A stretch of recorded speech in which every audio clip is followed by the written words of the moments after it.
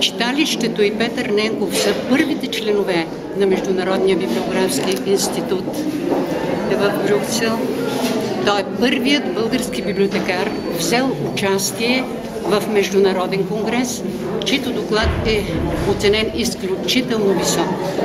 В негово лице Павел Ле вижда изключителен ерудит, който създава модел на европейска библиотека, която в онези години се превъзхожда единствено от двете национални библиотеки в София и Пловдив и Университетската библиотека в София. Иван Данов наследява Петър Ненков, продължава традициите и надскача учителя си. Той пише учебници, той е човек с изключителни интереси,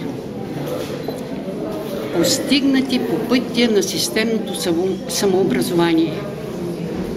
Той не е само библиотековед и библиограф, но той е археолог и невероятен нумизмат.